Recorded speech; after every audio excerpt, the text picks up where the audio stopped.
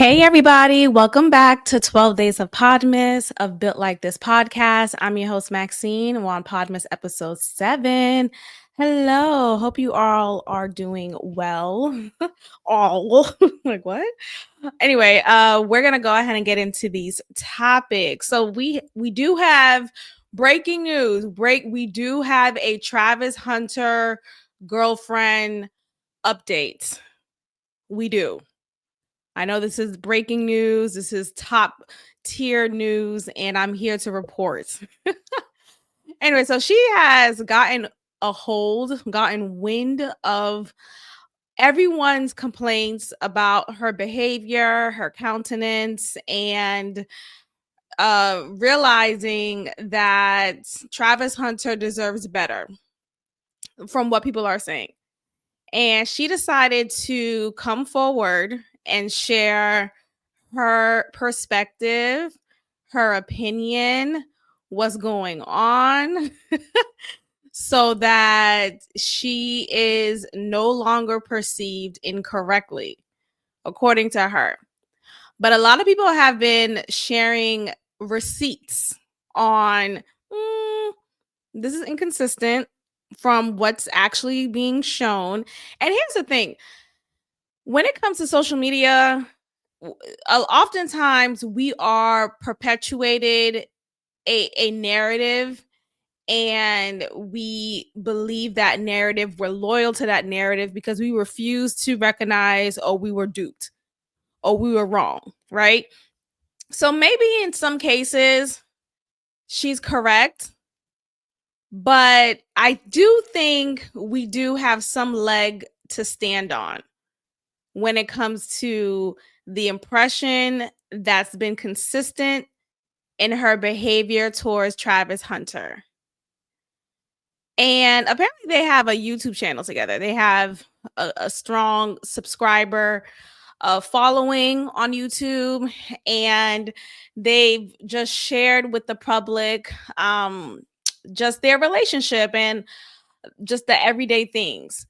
And in those videos, she has been open and honest, very forthright about her attitude problem. She has an attitude problem.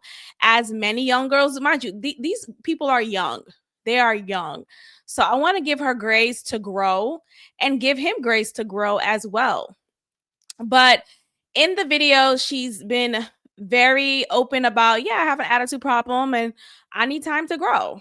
So I'm not even mad at her necessarily, or mad at her at all. I mean, I don't know her obviously, but I don't really want to hold her to too much of a fire. Remember in the last episode, we see how much Godfrey he just spazzed out.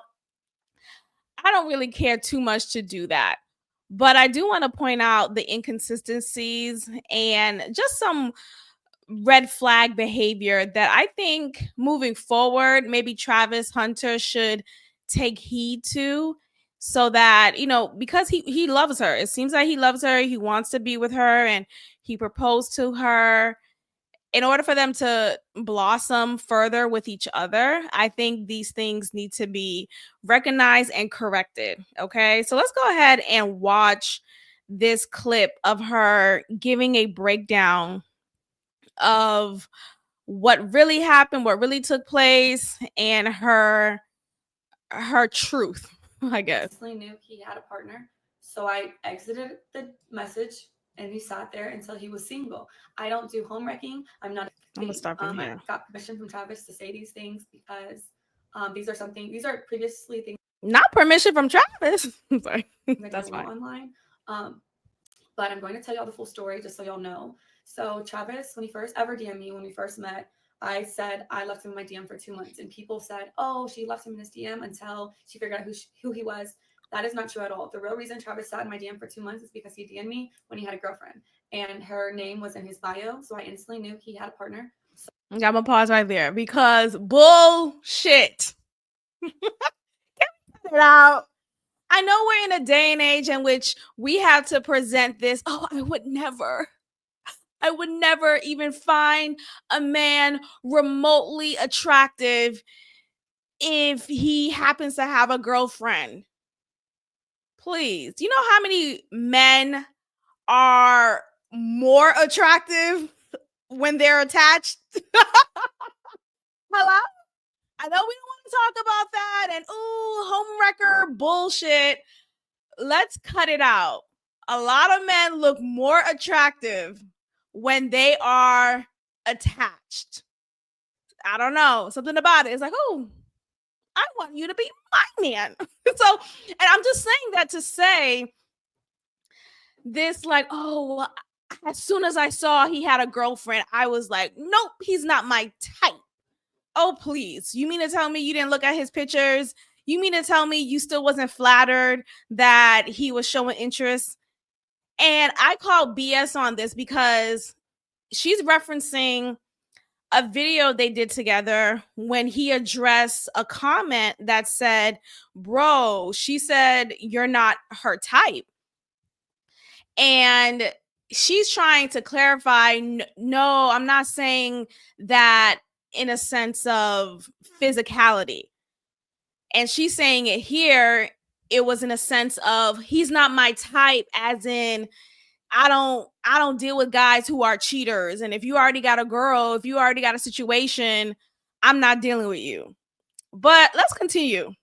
So I exited the message and he sat there until he was single. I don't do home wrecking. I'm not a side piece. I don't stand for any of those things. I support women. Girl, I don't stand for. Do you stand for Palestine? What are we talking about? I don't stand for. You don't stand for. Girl, something that you really want to put your leg on. I don't stand for home. It's not that deep. Do you stand for Palestine? Okay. Do you stand for Gaza? I don't need to hear about you not standing for home wrecking, quote unquote, of a 21-year-old guy who is a football sensation. I think they all stand for home wrecking. I think the whole situation is a home wreck. No offense. I don't believe in the term home wrecking anyway, but the point is, cut it out. I don't stand for home wreck. Oh, you are this pious human being. You are so pure. Anyway, let's continue. So I would never do that to another woman because I would never want it done to me. So I ignored him until he was single. That's the real reason he sat in my DM. Then the second thing, when I said he wasn't my type, I did not mean. Okay, so it took 2 whole months for you to respond to the message that he allegedly sent you because you realize immediately that he had a girl and you're a woman who do not stand for home wrecking. Okay. All right. I don't know what home he has with the 21-year-old girlfriend, but okay. So 2 months later, he just coincidentally, just right on time, breaks up with the girl, or they break up for whatever reason. And now he is readily and available for you. That's pretty quick, right? Because if I want to go with the excuse of I don't stand for this, then I would question you still because as soon as he was broken up with the girl, y'all started dating. Y'all started seeing each other. There was no overlap. Not on my watch. Not on my watch. Girl. Not on my watch. Not on my watch. Okay. Cut it out. Cut it out. Anyway, let's continue. Attractiveness. I don't have a physical type, period. No two men that I previously dated look the same. My first one was a white cowboy. Second one was a Mexican soccer player. Then I dated a black man who's a SoundCloud rapper. And then Travis. So I have never. Okay, here's the thing. What she's pointing out is a similarity that I don't think she's realizing. I don't think she's realizing that she's snitching on herself. Because sure, these men may physically not look alike. She's talking about she was with a cowboy, so I guess he was white. She was with a Mexican, then she was with a SoundCloud rapper. But what she described along with their looks is their attachment to a successful employment that they have. I don't know about cowboy, but I mean, white, maybe you'll attach that to some type of generational wealth, right? But nonetheless, you have a soccer player, so maybe she has a thing for athletes. You have a SoundCloud rapper, maybe she has a thing for people who she feels will get successful soon, will become successful soon. So what I'm seeing with her is she likes to be with men who are at the brink of success or probably already there. But maybe with her age, there's not a lot of options of men who are already there. So at the very least, what she could do is get into relationships with men who are at least at the brink of success. So I think she doesn't realize she just told on herself. Because, okay, yeah, sure, you may date all kinds of men, but these kinds of men have something very similar. They have a future that's bright, and you want to be a part of that. You want to be attached to that. Or dated the same type physically. I don't care about what people look like or what they can give me. I date people for who they are as a person, how they honor God, and how they treat the people around them. And Travis is all the above. Girl, not God. People just be casually bringing God in. How did he honor God? Not to say that he's not God-fearing or can't be, whatever, but the point is that is such a convenient thing people like to say. I want my man to be a man of God. What does that look like to you? Or what is that truly? Because people don't really mean what they say. It just sounds good. Oh, he honors God. How does he honor God? Again, not to say that he can, not to say that he's not able to, or that he isn't. It's just very, very funny, very convenient to say he honors God. So when I said he wasn't my type, I meant because he was younger than me. I had never dated no one younger than me, and he had cheated on his girlfriend. I don't know if your type is cheaters, but mine isn't. Okay. So now it's been revealed even further. You know why?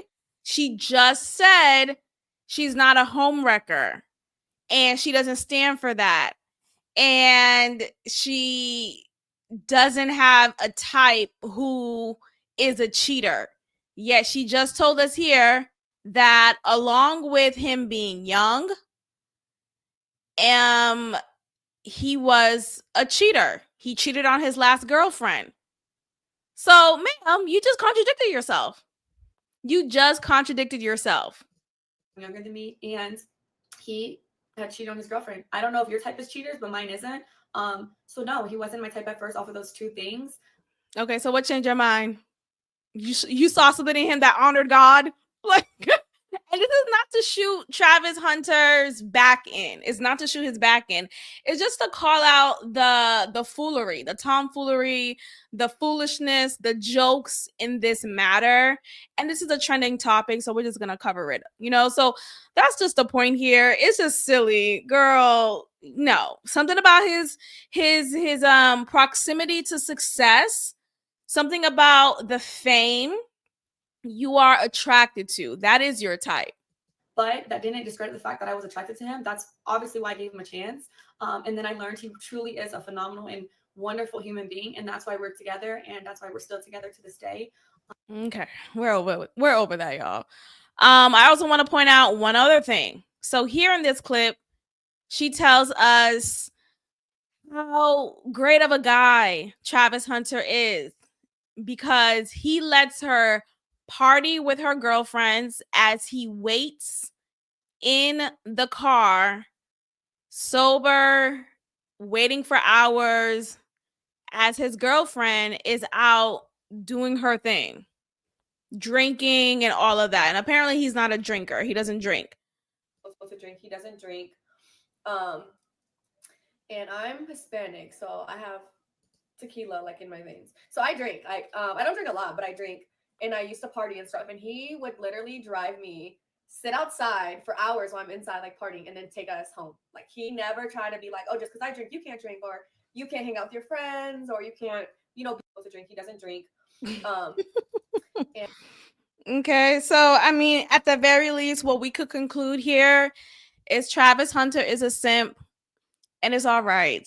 It's all right. It is what it is. He's young and he has this woman who he probably is very attracted to. So he considers her to be a baddie. And whatever she does will be excusable for him. And it is what it is, child. It is what it is. People just have to learn when they learn if they want to learn. I also want to point out just some more context here.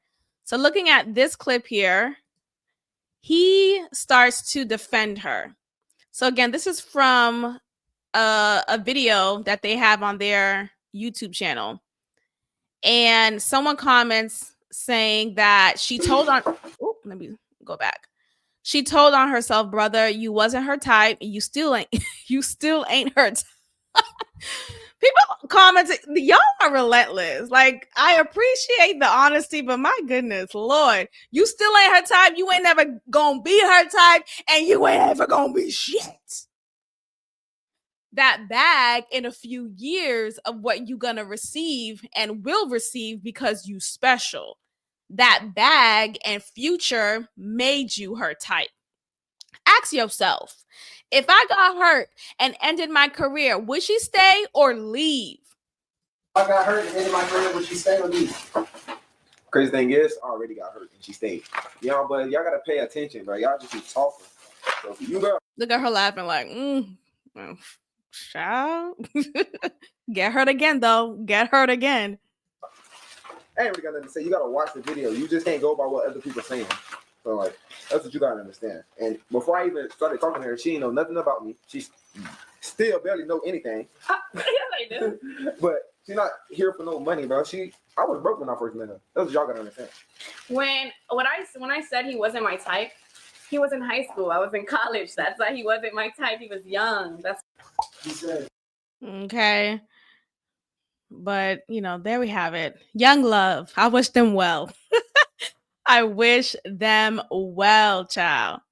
All right, let's get into our next topic here. So I want to give a shout out to Paris Hilton. I want to give a shout out. So super random, I know. Super random, I know. But I want to give a shout out to her because I have been made aware, because I watch Real Housewives of Beverly Hills and different podcasts.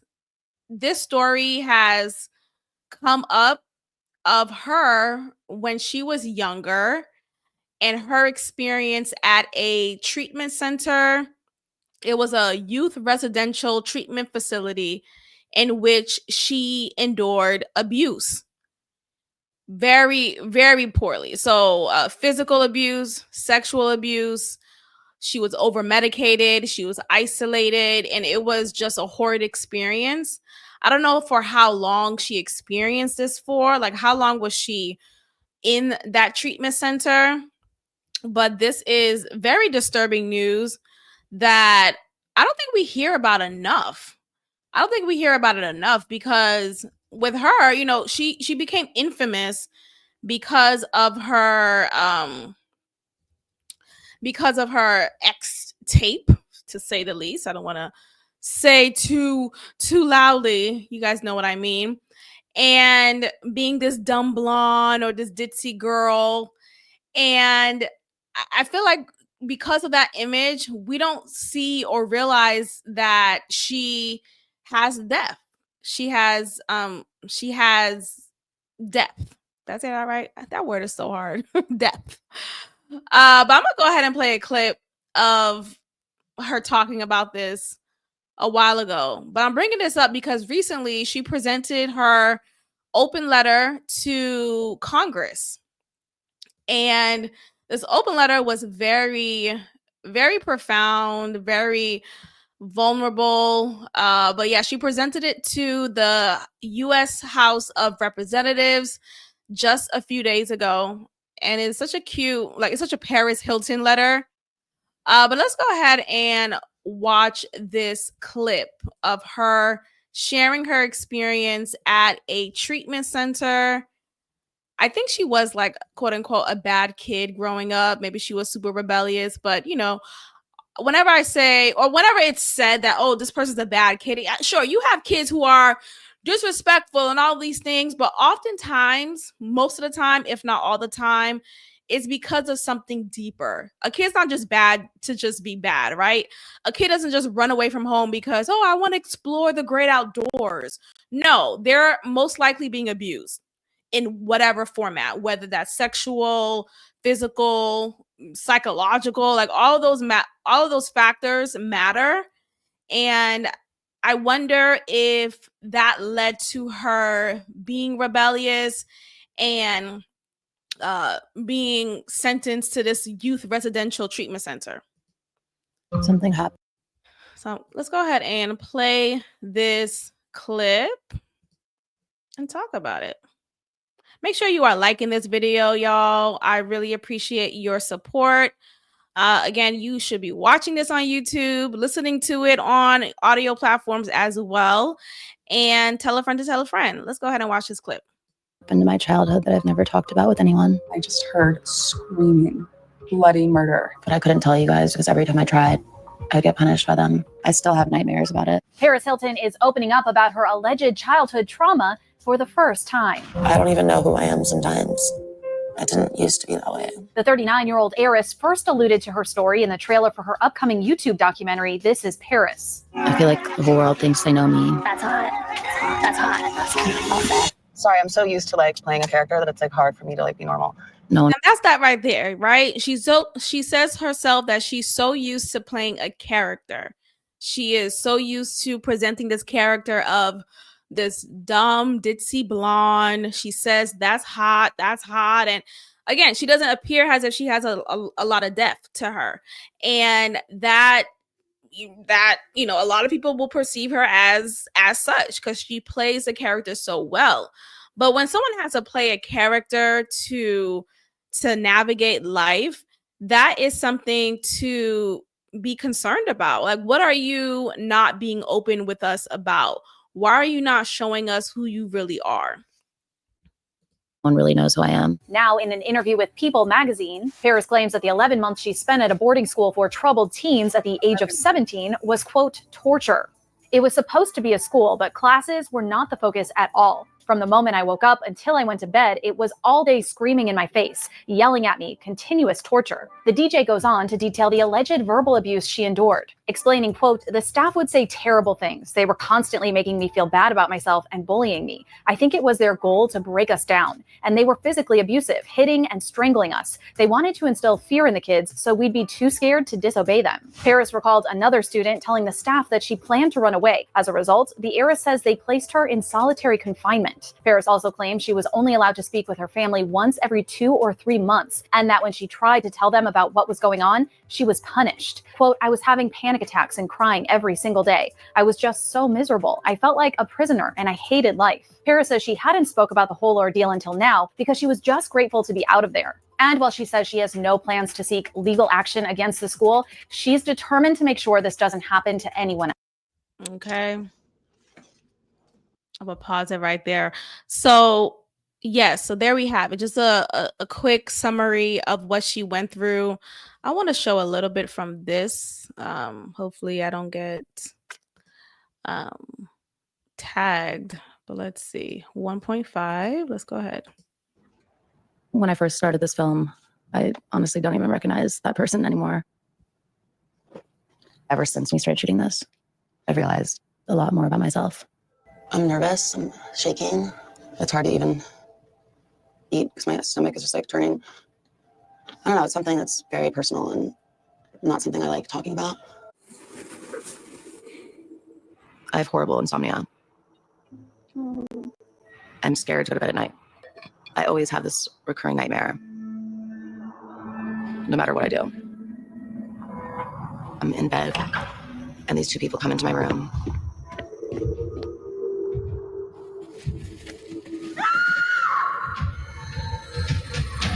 Say, do you want this to happen the easy way or the hard way? I'm trying to just run.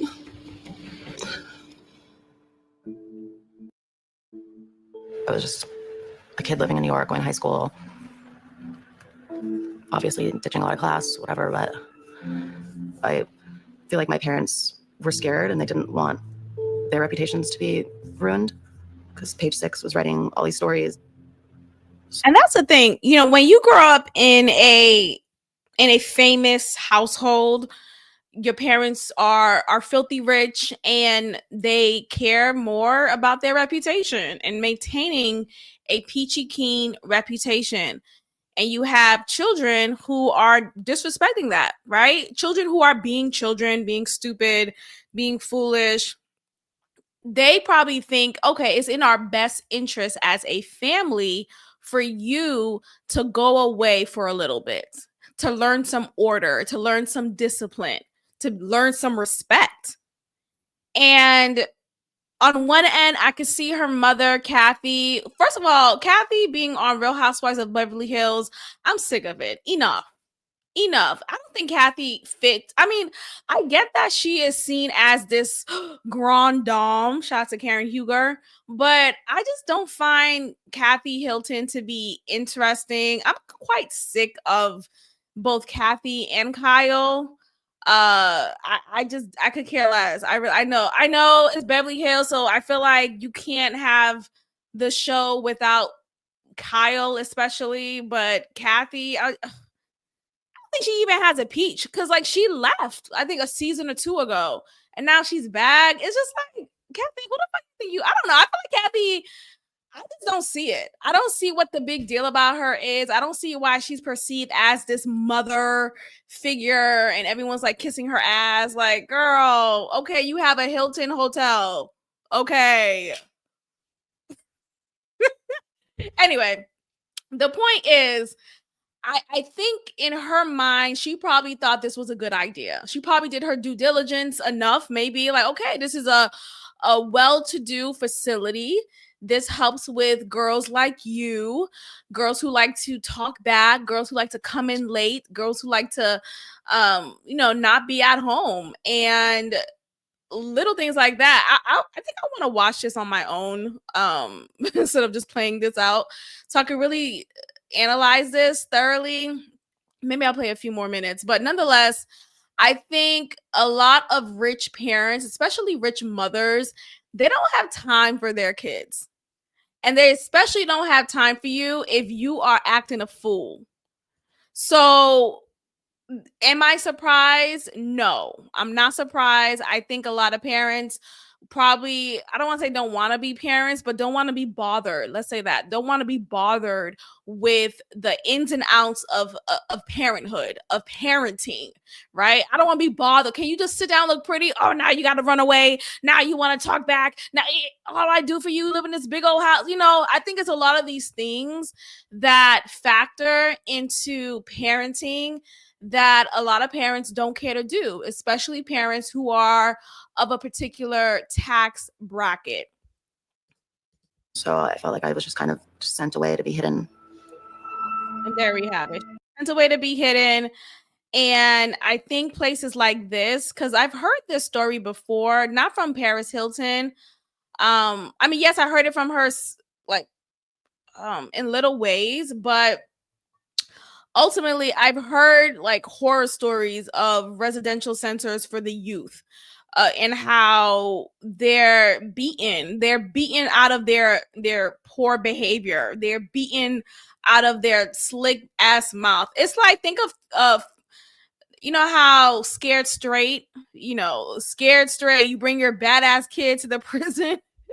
But in this time, you let the kid stay in prison. And whatever happens at that prison is going to scare that baby boy straight, right? If that kid gets raped, if that kid gets, fucking all these things, well, that's a part of being scared straight. So disrespect me one more time, I'm going to bring your ass back. I think that is, which is horrible. It's horrible. But there's a psychology to it, right? I'm going to scare you out of your mind. I'm going to beat you down so that you don't even have the thought, never mind the courage. Don't even think that you can just go around the rules. Don't even think that you can be rebellious again. Don't even think about it. All you ever wanted was the best for your child. I first sent her to an outdoor wilderness program. It's for teenage boys and girls needing a change of attitude and direction. And of course, these centers aren't going to say, we're going to beat, violate, tear down your child, right? We're going to make them feel like shit. We're going to torture them. You won't know what's coming. They're not going to promote themselves like that. Instead, they're going to say, we're going to build community service. We're going to build community, building activities with each other. Your child will leave here learning about hard work, learning about respect and camaraderie and all these things. And we're going to explore the great outdoors. So maybe, of course, with this marketing, any parent is going to be convinced and say, this is good for my child. This is going to be a safe place. My child's going to learn about responsibility. My child's going to learn about community and respect. There's all these places called emotional growth schools. The first place was in the middle of nowhere. We were building other camps, basically doing manual labor all day long. It was just constant yelling at, like, boot camp style. So I whispered to one of the girls, like, let's get out of here tonight. She got away. We ran through cornfields, through mountains. Anyway, we'll just stop it there, though. All right, we're going to end it here, ladies and gentlemen. Thank you so much for listening and tuning in. Make sure you are liking and sharing this video. That is your way of supporting this independent grassroots podcast. We're going to go ahead and wrap it up here. Thank you so much. And I will see you guys again tomorrow. Goodbye.